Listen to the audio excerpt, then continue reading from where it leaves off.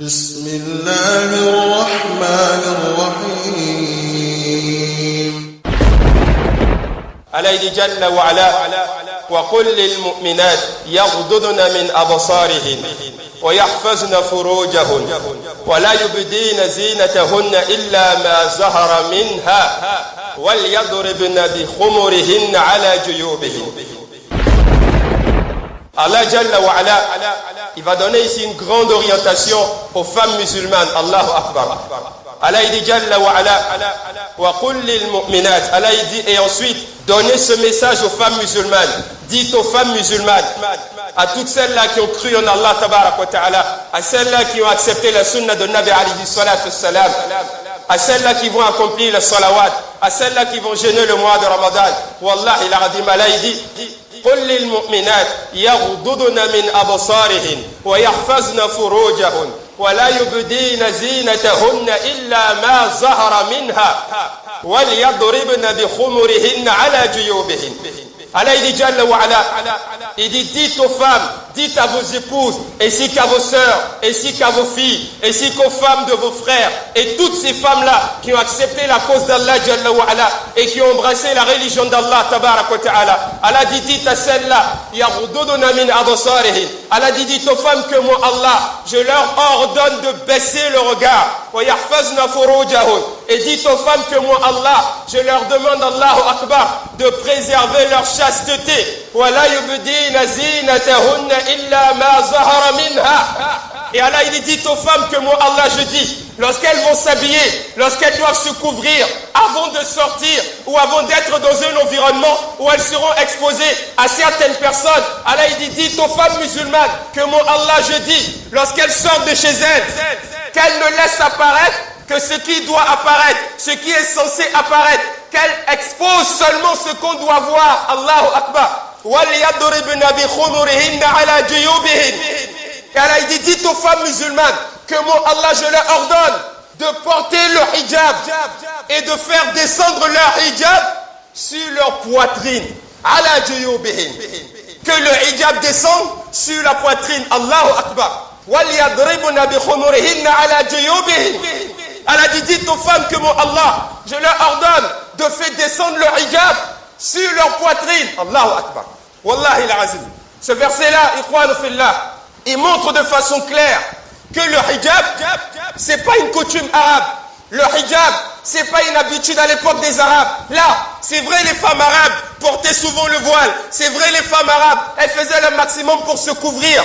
Mais dès l'instant où Allah Jalla wa Ala, il nous a donné l'ordre dans le Coran, Surat An-Nur, verset 31, dès l'instant où Allah il dit Jalla wa Ala, وَلَا يُبْدِينَ زِينَتَهُنَّ إِلَّا مَا ظَهَرَ مِنْهَا وَلْيَضْرِبْنَ بِخُمُرِهِنَّ عَلَى جُيُوبِهِنَّ. Dès l'instant où Allah il a fait descendre le verset pour nous ordonner de porter le hijab, cela veut dire à partir de ce moment-là, ce n'est plus une coutume arabe. Ce n'est plus une coutume arabe. Ce n'est plus un vêtement qu'on doit porter si on veut. Allahu Akbar. Mais c'est un ordre d'Allah. C'est une obligation. Le port du hijab en islam, c'est wajib. C'est obligatoire. C'est pas une coutume arabe. Je ne porte pas quand je veux. Ou bien quand je peux. Si je ne porte pas le hijab, j'ai désobéi à Allah Jalla wa Ala. Et je m'expose au châtiment d'Allah Tabarak wa Ta'ala. Allahu Akbar. Mais aujourd'hui, quelle éducation nous avons transmise à nos épouses ainsi qu'à nos enfants? Est-ce que nos femmes elles portent le hijab? Est-ce que nos femmes ont accepté le hijab? Est-ce que nos filles portent le hijab? Naam. Est-ce que nos sœurs à la maison portent le hijab? Allahu Akbar. On entend certains musulmans qui disent des absurdités. Wallahi l'aradim, c'est une catastrophe. Que le hijab est un vêtement qui est une coutume arabe. Allahu Akbar. Que le port du hijab n'est pas une obligation. Que c'est seulement une habitude des Arabes. Subhanallah. Pendant qu'Allah Jalla wa Ala, il a fait descendre un verset là-dessus. Allah Tabarak wa Ta'ala, une action pour laquelle Allah a fait descendre des versets du Coran. Et nous on a le culot de prétendre que c'est juste une coutume arabe. Hein? On a nos sœurs qui ne portent plus le hijab. Nos femmes qui ne portent plus le hijab. Le cou il est dehors, les bras sont dehors, les mollets sont dehors. Subhanallah. On s'habille comme on veut. Allahu Akbar. Allah il a dit Jalla wa ala, fi surat al-Ahzab, au verset 59. Au verset 59, Allah il dit au prophète alayhi salatu wassalam, Ya ayyuhan nabi, kulli azwajik wa banatik wa nisa'il mu'minin yudnina alayhinna min jalabibihin. C'est Allah qui l'a dit Jalla wa ala. Allah dit au prophète, Ya ayyuhan nabi, ô toi prophète d'Allah, kulli azwajik, dis à tes femmes, wa banatik, ainsi qu'à tes filles, wa nisa'il mu'minin, et dis aux femmes des croyants, Allahu Akbar, yudnina alayhinna min jalabibihin, dis-leur que moi Allah je leur demande de faire abattre sur elles al-jalabibihin, leur grand voile. Allahu Akbar. C'est un ordre d'Allah. C'est un ordre d'Allah. On vit une époque assez étrange aujourd'hui. Aujourd'hui, certaines de nos sœurs ne savent pas ce que c'est que le hijab. Il y a certaines femmes musulmanes qui se mettent en tête que le hijab, c'est juste un foulard qu'on attache pour couvrir les cheveux. Allahu Akbar. Et elles se disent que le plus important, c'est de porter un chapeau. Elle a un vêtement moulant, elle porte un habit, ou bien un t-shirt, ou bien un body qui va cacher le cou. Allahu Akbar. Elle se dit le plus important, c'est de cacher les cheveux. Allahu Akbar. Pendant que l'ordre qui a été donné, Allah il a dit, Yudnina alayhinna min jalabibihin, qu'elle fasse descendre sur elle leur grand voile. Le hijab de la femme musulmane, il n'est pas moulant. Naam, il ne doit pas dessiner tes rondeurs. Ya urtil kiram, il ne doit pas dessiner tes rondeurs. Ya urtil kiram. Ya ma sœur en Allah Jalla wa ala, le hijab qu'Allah il nous a enseigné, le hijab ordonné par Nabi alayhi salatu wassalam, c'est pas un hijab bling bling. C'est pas un hijab qui attire le regard. C'est pas un hijab qu'on porte comme un vêtement de mode. Là. C'est un vêtement qu'on porte pour obéir à Allah, pour qu'Allah soit satisfait et pour que nous, on ne soit pas une source de fitna pour les hommes. Il ne faudrait pas qu'à travers mon vêtement, j'attire le regard des hommes sur moi. Mais si le hijab est devenu un vêtement de mode, où est-ce qu'on part? Qu'est-ce qu'on dira? Vous savez, très souvent, certains ulama évitent de parler du sujet. Mais il faut qu'on en parle. Wallahi al-azim. C'est vrai, Allah il nous a demandé de porter le hijab. C'est vrai, on voit nos sœurs qui portent beaucoup de hijab fashion aujourd'hui. Des hijabs multicolores, des hijabs de couleur bleue, jaune, rouge, vert. Ça doit aller être assorti avec le sac à main ou bien avec la chaussure. On porte le hijab et on se maquille. Et il y a certains musulmans qui ne savent rien du din d'Allah et qui ont le culot de dire à nos sœurs, quand tu portes le voile là, au moins il faut être belle, il faut être attirante. Il ne faut pas t'habiller comme les wahhabiyya. Allahu Akbar. Ne t'habille pas comme les wahhabiyya. Il y a d'autres même qui détestent le noir. On ne veut pas voir le noir. À telle enseigne que, subhanallah, nos sœurs qui portent le noir, on leur a donné un surnom. On les appelle les sœurs Tortue Ninja. Allahu Akbar. Hein? Des musulmans, des croyants, des gens qui prétendent aimer la sunna de Nabi alayhi salatu salam. Des gens qui disent qu'ils ont dans le cœur l'amour de Nabi alayhi salatu salam. Des gens qui disent qu'ils sont obéissants vis-à-vis d'Allah. Mais le hijab qui a été légiféré par Allah, le vêtement que les femmes du prophète portaient, que les sahabiyya portaient, eux ils se moquent de ce vêtement-là, ils appellent cela le vêtement Tortue Ninja. Allahu Akbar. Hein? Qu'Allah nous en préserve. Wallah, il a raté. Vous savez, il y a certains ulama qui disent que lorsque la femme elle porte le hijab, elle doit s'habiller, elle doit couvrir tout le corps, sauf le visage et les deux mains. Et ce qu'on entend généralement, c'est que le hijab doit couvrir tout le corps, sauf le visage et les deux mains. Et ça, c'est ce qui arrange le plus nos sœurs. Voilà pourquoi elles ne cherchent pas véritablement les preuves.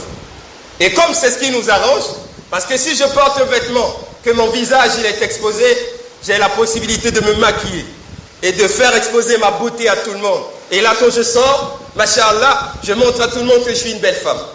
Alors aujourd'hui, on dit que la vie qui est le plus proche de la sunna, Allahu Akbar, c'est la vie qui dit que lorsque la femme musulmane elle s'habille, elle peut laisser apparaître son visage et les deux mains. Je vous dis de façon claire, cet avis-là qui autorise à la femme, lorsqu'elle porte le hijab, c'est pas une question de wahhabiyya. Cet avis-là qui dit que lorsque la femme se voile, elle doit laisser apparaître son visage et ses deux mains.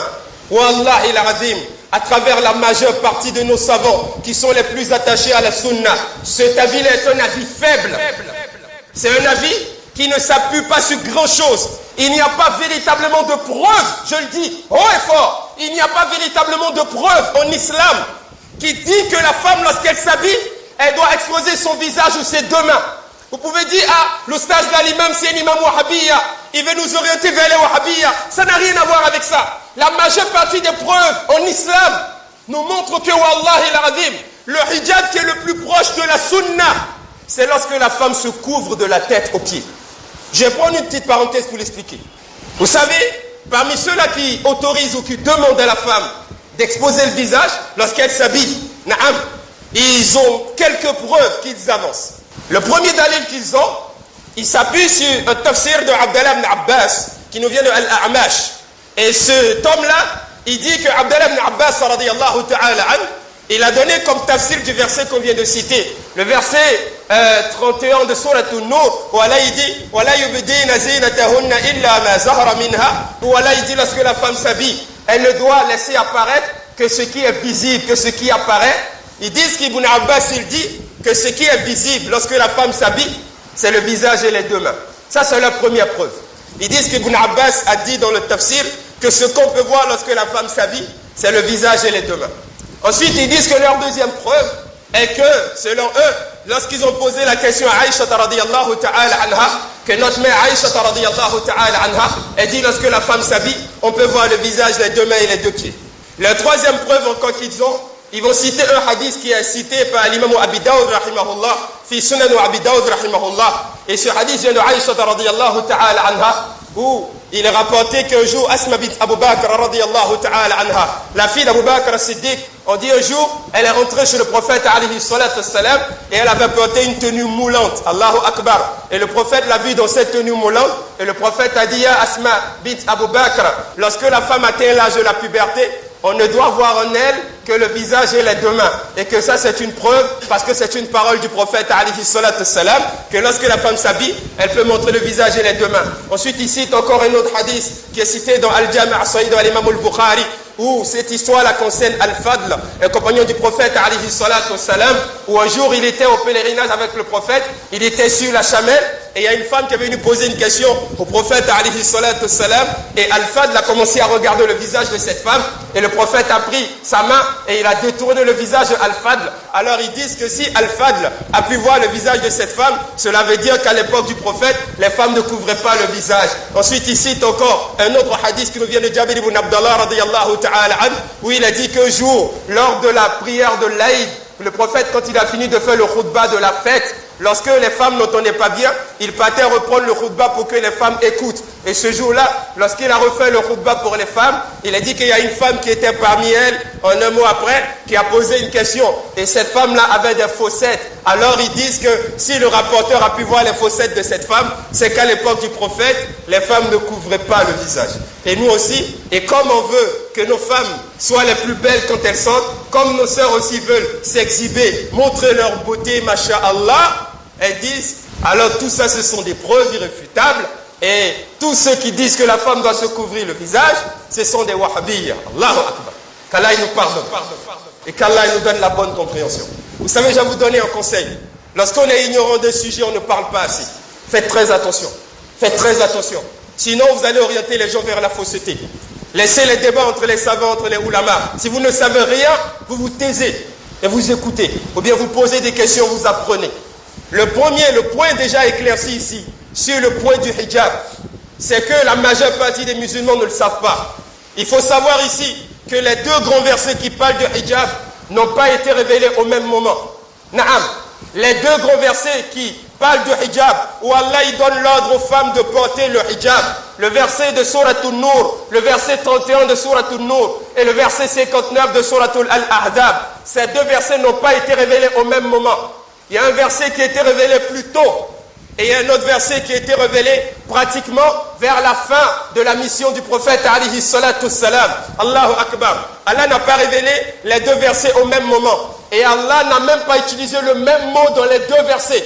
Dans le premier verset de Surat An-Nur, au verset 31, Allah il a dit وَلَا يُبْدِينَ زِينَتَهُنَّ إِلَّا مَا زَهَرَ مِنْهَا وَلْيَضْرِبْنَ بِخُمُرِهِنَّ عَلَى جُيُوبِهِنَّ. Le mot qu'Allah a utilisé pour désigner le hijab, c'est بِخُمُرِهِنَّ. بِخُمُرِهِنَّ, ça vient de Al-Khimar. Al-Khimar en arabe, c'est un voile qui descend sur la poitrine. Demandez à n'importe quel arabe. Le mot khimar en arabe, ça veut dire un voile qui descend sur la poitrine. Voilà pourquoi Allah il dit le mot poitrine se trouve dans ce verset. Allah il dit, dites aux femmes de faire descendre sur leur poitrine leur voile. Lorsque le premier verset est descendu, les femmes se voilaient, mais elles ne couvraient pas le visage. Au début de la révélation du premier verset, Allah, il a voulu partir petit à petit, étape par étape. Il a voulu enseigner aux femmes musulmanes les valeurs de la progressivité. C'est la même chose comme les versets qui parlent de l'alcool. Les versets de l'alcool, au début, Allah, il a fait descendre les versets pour dire aux musulmans, lorsqu'ils sont sous, de ne pas approcher la prière. Ça veut dire qu'au début de l'islam, il y avait des musulmans qui consommaient, qui buvaient l'alcool, mais tout ce qu'on leur demandait, c'est de ne pas être sous à l'approche de la prière ou durant la prière. Donc au début, l'alcool n'était pas totalement interdit, mais c'était interdit d'aller sous lorsqu'on part accomplir la prière. Et ensuite, Allah, il a révélé un deuxième verset pour leur demander maintenant de s'éloigner de l'alcool. Moi, je vous pose une question. Entre les deux versets qui sont descendus, le premier verset où Allah, il dit, n'approchez pas la prière quand vous êtes sous. Et le deuxième verset où Allah, il dit, l'alcool est une abomination. Aujourd'hui, là, nous, les musulmans du 21e siècle, on doit appliquer lequel des deux versets? Le premier ou le deuxième? Le deuxième. Parce que le premier a été abrogé par le deuxième. Parce qu'Allah a révélé un autre verset meilleur. Et Allah leur a demandé d'appliquer cet ordre-là. Voilà pourquoi aujourd'hui, on applique le deuxième. Donc on dit que l'alcool est haram. On ne dit pas à un musulman, tu peux boire, mais il ne faudrait pas être sous. Les versets du hijab, c'est la même chose. Au début de la révélation du premier verset, c'est Ibn Abbas lui-même qui l'a dit. Vous pouvez faire vos recherches à la page 117, comme l'a dit Shamsuddin Ahmad ibn Taymiyyah. Ibn Abbas, il dit, lorsque le premier verset est descendu, les femmes musulmanes portaient le hijab. Mais lorsque Allah a abrogé le premier et qu'Allah a fait descendre le deuxième verset, il dit toutes les femmes déchiraient des morceaux de torchon ou le bas de leur pagne pour se couvrir le visage. Allah. Et lorsqu'on regarde, c'est clair. Parce que le premier verset, Allah, il est parti étape par étape. Il a dit aux femmes, portez le hijab, mais faites descendre ça sur la poitrine. Ensuite, le verset 59 de Suratul Al-Ahzab, ce verset-là, il est descendu à l'ancien coulant 6 de l'Hégire. Écoutez très bien ce que je dis. Le prophète, alayhi salatu salam, il est décédé à l'an 13 de l'Hégire. Si on fait 13 moins 6, ça fait environ 7 ans. Ça veut dire le deuxième verset est descendu et 7 ans après, le prophète est décédé. Allahu Akbar. Par contre, le premier verset est descendu, les savants disent, avant même qu'Allah ne légifère la prière de l'Aïd. Puisqu'on nous dit dans cette histoire que lorsque les femmes faisaient la prière de la fête, elles se voilaient.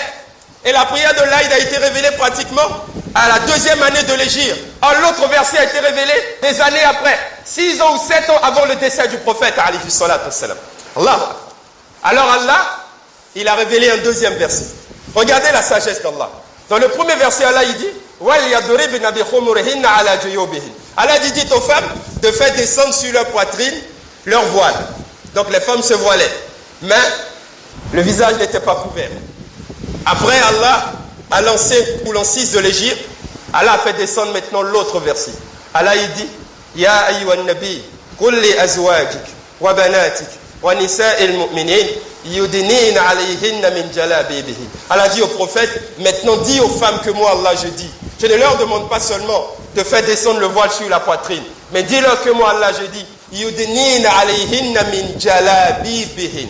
Dis-leur que moi Allah maintenant je leur demande de porter maintenant le grand voile. Jalabibihin, ça vient de djilbab. Djilbab, c'est pas un voile qui arrive sur la poitrine, c'est un voile plus grand qui part de la tête aux pieds.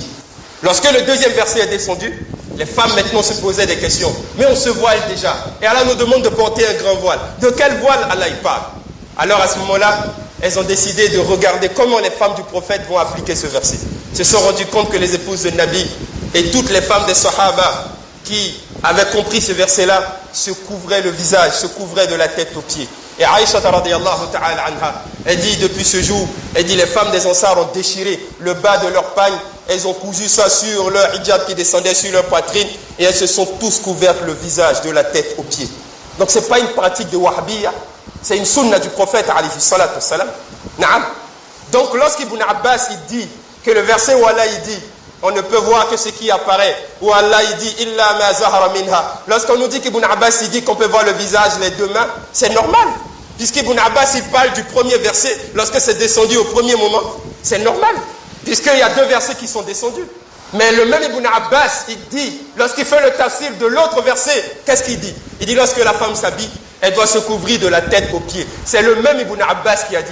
Lorsque les femmes, celles que vous appelez les femmes tortues ninja là, le fait de faire un trou pour montrer les yeux, celui qui a autorisé à faire le trou dans les habits, dans le hijab, pour voir les yeux là, c'est Ibn Abbas. Ibn Abbas il dit, si la femme a du mal à voir, lorsqu'elle couvre le visage, qu'elle fasse un trou pour éviter de trébucher. Allahu Akbar. Le même Ibn Abbas il dit, pour l'autre verset, Allah demande à la femme de se couvrir de la tête aux pieds. À l'époque du prophète, il y avait un autre grand compagnon qu'on appelait Abdallah ibn Mas'ud. Lorsqu'on demande à Ibn Mas'ud, quand la femme s'habille, qu'est-ce qu'on doit voir? Il dit, quand la femme s'habille, tout ce qu'on peut voir, c'est le vêtement. Elle doit se couvrir de la tête aux pieds.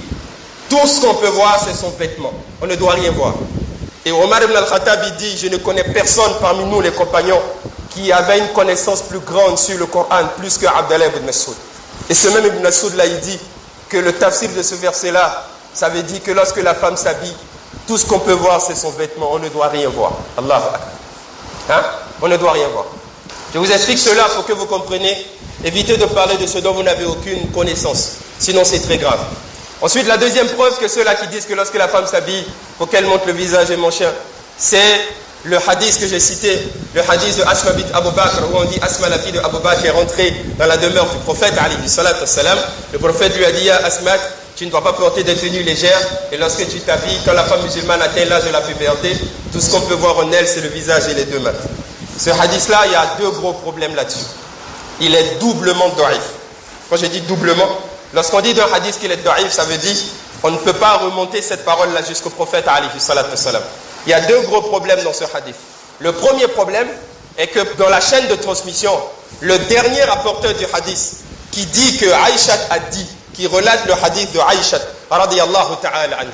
Le dernier rapporteur du hadith, on l'appelle, écoutez très bien, Khalid ibn Darik. Khalid ibn Darik, les savants se sont rendus compte que le dernier rapporteur de ce hadith-là, il n'a jamais rencontré Aïcha, radiyallahu ta'ala anha. Lui et Aïcha, ils ne se sont jamais vus. C'est comme si moi, je dis, le frère qui est là, il m'a dit que le frère Bamba dit de faire ceci. Après, dans les recherches, on se rend compte que le frère Bamba a vécu en Angleterre, lui, il a vécu au Nigeria, les deux ne se sont jamais vus. Comment? Lui, il peut relater que Bamba lui a dit ceci. Khalid ibn Darik, il n'a jamais rencontré Aïcha radiyallahu ta'ala anha. Et Abi Daoud lui-même qui a rapporté ce hadith, le savant lui-même qui a cité ce hadith dans Sunan Abi Daoud lui-même quand il finit de citer ce hadith, lui-même il dit que ce hadith est douteux parce que le dernier rapporteur n'a jamais rencontré Aïcha radiyallahu ta'ala anha. Non seulement il y a un deuxième problème dans ce hadith. Ce même hadith sur lequel les gens ils disent la femme doit démontrer le visage, elle doit se rendre belle. Ce même hadith, il y a un autre rapporteur dans ce hadith qu'on appelle Saïd ibn Bashir al-Nasri. Cet homme-là, c'est un rapporteur faible, il n'est pas fiable. À chaque fois qu'il est dans une chaîne de transmission, les savants ont délaissé le hadith. Ils disent parce qu'il est douteux. Soit il rapporte des choses qui ne sont pas vraies, soit ce qu'il dit ne colle pas avec les enseignements du prophète alayhi salatu wassalam. Ahmad ibn Hanbal l'a traité comme un rapporteur faible. Yahya ibn Ma'in a dit qu'il était faible. Abu Hatim a dit qu'il était faible. Tous les grands savants disent que celui-là, si on le voit dans une chaîne de transmission, on n'accepte pas le hadith. Et son nom, c'est Saïd ibn Bashir al-Nasri. Et dans le hadith de Aïcha là, où vous dites que le prophète il dit, quand la femme atteint l'âge de la puberté, elle doit montrer son visage et ses deux mains. Ce rapporteur là, il en fait partie. Allahu Akbar. Les savants donc disent que ça, c'est pas une preuve. Parce que le hadith, il est douteux. Mais dans tous les autres hadiths que j'ai cités, où on dit que lors de la prière de l'Aïd, le prophète faisait un discours et il y a une femme qui a posé une question pour voir ses fossettes, donc ça veut dire que la femme peut exposer son visage. Ça, c'est pas une preuve. Pourquoi? Parce qu'on a dit tout à l'heure que le verset du hijab, ou le verset qui est descendu avant la légifération de la prière de la fête. Ça veut dire qu'au moment où l'histoire se passait, tout simplement, le premier verset du hijab qui était descendu, les femmes ne couvraient pas encore le visage. Voilà pourquoi le prophète n'a rien dit. C'est tout simple. L'autre histoire où on dit qu'Al-Fad a regardé le visage de la femme et le prophète a détourné son visage, ça encore, ce n'est pas une preuve. Il se pourrait que cette histoire-là se soit déroulée au moment où le premier verset était descendu. Et il se pourrait encore, nous tous on sait que lorsque la femme est en état de sacralisation au pèlerinage, ce n'est pas obligatoire pour la femme de couvrir le visage. Tous les savants le savent. Peut-être qu'elle était en état de sacralisation. Peut-être que l'histoire s'est passée encore lorsque le premier verset est descendu. Naam, puisque Aïcha nous dit, quand le deuxième verset est descendu, les femmes ont compris que le premier verset a été abrogé et elles toutes se sont couvertes le visage. Allahu Akbar. Il y a un deuxième bémol encore. Les gens ils disent qu'Ibn Abbas a dit ceci. Mais ouvrons les yeux mes frères en Allah. Lorsque le deuxième verset descendait, le verset où Allah il demande à la femme de se couvrir de la tête aux pieds. Ibn Abbas il avait quel âge? Il avait quel âge? Quand le prophète il décédait, Abdallah ibn Abbas il avait 13 ans. 13 ans. Le deuxième verset qui demande à la femme de se couvrir de la tête aux pieds, il est descendu vers l'ancien coulon 6 de l'Égypte. Si on fait 13 moins 5 ou 6, ça veut dire quand le verset descendait, Ibn Abbas il avait 6 ans ou 7 ans. Naam. Parce qu'au décès du prophète, Ibn Abbas il avait 13 ans. Allahu Akbar. Ça veut dire qu'il était encore bébé, il était encore un enfant. C'est pas une preuve. Ils disent que Aïcha, elle dit qu'on peut voir le visage, les deux mains et les deux pieds. Ça encore, c'est pas une preuve. Demandez-leur. Aïcha t'a dit cela. Mais lorsque notre mère, Aïcha radiyallahu ta'ala anha, lorsqu'elle s'habillait, on voyait son visage. On voyait son visage quand elle s'habillait. Aïcha radiyallahu ta'ala anha, on dit elle se couvrait le visage de la tête aux pieds. Naam, de la tête aux pieds. On dit même chez elle à la maison, elle couvrait son visage. Allahu Akbar. Hein? Allahu Akbar. Il y a une histoire qui dit que lorsque le prophète est décédé, ils l'ont enterré là où il est décédé. Puisque lorsque les prophètes ils meurent, on les enterre là où ils meurent. On ne bouge pas leur corps. Le prophète est décédé chez lui à la maison, on l'a enterré chez lui. Lorsque Abu Bakr as-Siddiq est décédé, les compagnons l'ont enterré à côté du prophète. Lorsque notre mère Aïcha, quand elle était dehors, elle couvrait le visage, mais quand elle rentrait, souvent elle enlevait son visage. Parce qu'elle était chez elle à la maison. Lorsque Omar ibn al-Khattab devait décéder, Omar aussi a demandé cette faveur. Il dit, moi aussi je veux commenter à côté du prophète alayhi salatu wassalam. Les compagnons ont accepté. Et lui aussi à son décès, ils ont enterré Omar ibn al-Khattab à côté du prophète alayhi salatu wassalam.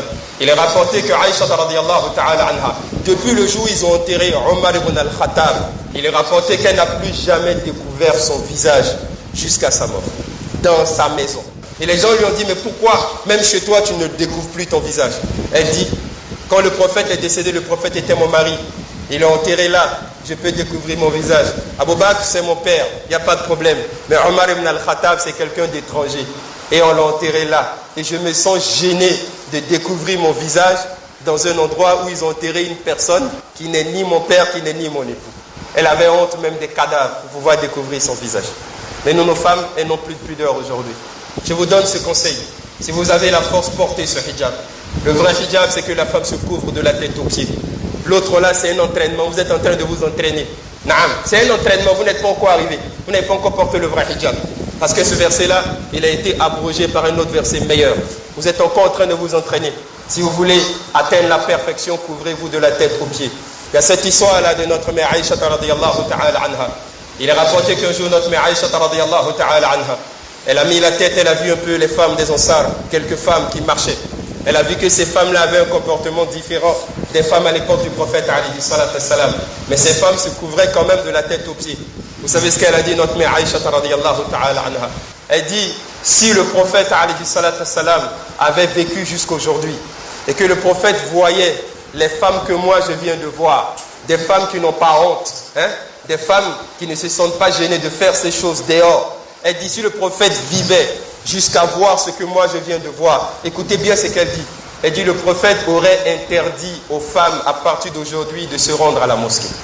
Elle dit, si le prophète voyait ce que moi j'ai vu des femmes, Allahu Akbar, elle dit, le prophète, il aurait interdit aux femmes d'aller accomplir la prière à la mosquée.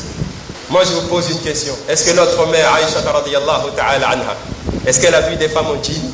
À son époque, il y avait des jeans, il y avait des bodys, il y avait des habits bramers où la poitrine était dehors et il y avait des jupes moulantes ou des jupes mini. Elle n'a jamais vu cela.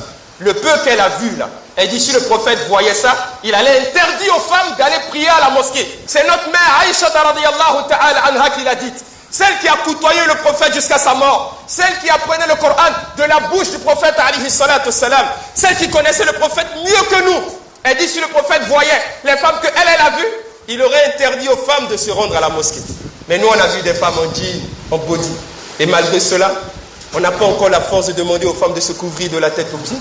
On laisse nos femmes et nos filles sortir comme ça, le cou est dehors, la poitrine est dehors. Allahu Akbar. C'est un sujet très important, il faut qu'on en parle.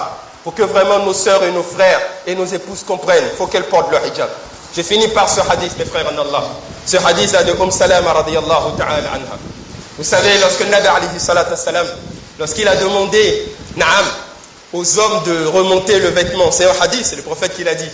Il dit la partie du izar qui dépasse la cheville ira en enfer. On ne va pas rentrer dans le débat. Est-ce qu'on le fait par orgueil ou pas? C'est pas le khutbah, c'est pas le sujet du khutbah. Mais le prophète l'a vraiment dit. Il dit la partie du vêtement qui dépasse la cheville conduira l'homme en enfer. Alors lorsqu'il a dit cette parole, les compagnons qui étaient là, ils ont eu peur. Et chacun a commencé à couper son vêtement et à remonter son vêtement au niveau de la cheville. Alors, Salama, c'était une femme. Elle est venue voir le prophète, alayhi salatu wassalam. Elle dit, mais ya Nabi Allah, tu as demandé aux hommes de remonter le vêtement. Il ne faudrait pas que le vêtement des hommes traîne. Mais est-ce que cette règle-là est valable aussi pour nous? Le prophète, alayhi salatu wassalam, il dit, ya Salama, cette règle-là n'est pas valable pour vous. Il dit, quant à vous, les femmes, ajoutez sur la distance des hommes la longueur d'un empan. C'est-à-dire de là à là, si vous voulez, environ peut-être 15 cm comme ça, la longueur d'un empan. Si on ajoute 15 cm de la cheville jusqu'au pied, qu'est-ce qui va arriver? Le vêtement va couvrir tout le pied. Alors Salama, elle a dit d'accord, on va y ajouter la longueur d'un empan, on va ajouter environ 15 cm. Après, elle a réfléchi, elle a posé une deuxième question au prophète alayhi salatu wassalam. Et ce hadith se trouve dans Al-Jami' as-Sahih de l'imam al-Bukhari. C'est un hadith authentique. Elle dit, mais ya Nabi Allah, si on ajoute la longueur d'un empan sur la longueur des vêtements des hommes, elle dit, c'est vrai, le vêtement va couvrir nos pieds. Mais si on marche, ou bien on marche un peu vite, le vent va soulever ces vêtements-là et on va voir le bas de nos pieds. On va voir, les hommes vont voir le bas de nos pieds. Qu'est-ce qu'on fait alors dans ce cas-là? Le prophète, il a répondu, il dit, ya Salama, si vous marchez et qu'on voit le bas de vos pieds, le prophète, il dit, à partir de ce moment-là, ajoutez la distance d'une coudée. Une coudée, c'est de là à là. De là à là. Environ, pratiquement, 50 cm ou 60 cm. Si on ajoute une coudée, environ 50 ou 60 cm, au-dessus de cette longueur-là, qu'est-ce qui va arriver? Le vêtement, il va traîner. Alors, Salama, elle dit, mais ya Nabi Allah, si on ajoute une coudée, le vêtement va traîner, et si on marche, il va traîner. Vous savez ce que le prophète, il a répondu? Il dit, ya Salama radiyallahu ta'ala anha. Il dit, si le vêtement traîne, ne vous inquiétez pas. Il dit, parce qu'Allah m'a informé que si vous faites traîner le vêtement pour couvrir vos pieds, pour qu'en marchant on ne puisse pas voir vos pieds, il dit, Allah m'a informé que même si le bas du vêtement touche une saleté, il dit, lorsque ce vêtement-là va toucher un autre endroit de la terre, il dit, Allah m'a informé que lui, Allah, il va utiliser cette partie de la terre-là pour purifier la partie du vêtement qui a été souillé, et vous serez toujours, et vos vêtements seront toujours purs aux yeux d'Allah. Ne vous inquiétez pas et portez ce vêtement, même s'il traîne. Allahu Akbar. Moi, je vous pose une question, on finit par ça. Si le prophète, alayhi salatu wassalam, Salama, elle dit, et si on voit le bas de nos pieds, le prophète, il dit, si on voit le bas de vos pieds, portez des vêtements qui traînent, ajoutez-y une coudée. Si le prophète ne voulait pas qu'on puisse voir le bas des pieds d'une femme lorsqu'elle marche, le prophète ne veut pas qu'on voie le bas des pieds d'une femme lorsqu'on marche. Il dit aux femmes, quand elles marchent, si on voit le bas, ajoutez un vêtement pour qu'il traîne. Il ne faudrait pas qu'on voie le bas de votre pied. Si le prophète ne veut pas qu'on voie le bas des pieds d'une femme, moi je vous pose une question. Entre le bas des pieds d'une femme et le visage, qu'est-ce qui séduit l'homme? Qu'est-ce qui attire? Qu'est-ce qui attire? Qu'est-ce qui a une tentation? Entre le bas des pieds d'une femme et le visage d'une femme, qu'est-ce qui est séducteur? Qu'est-ce qui attire les hommes le plus? Si le prophète ne voulait même pas qu'on voie le bas des pieds d'une femme, qu'est-ce qu'il dirait s'il voyait nos femmes qui sortent, le cou est dehors, les bras sont dehors, les mollets sont dehors, et elles se maquillent pour sortir? Allahu Akbar. Qu'est-ce qu'il aurait dit? Le hijab, ce n'est pas une coutume des Arabes, c'est un ordre d'Allah. C'est un ordre d'Allah.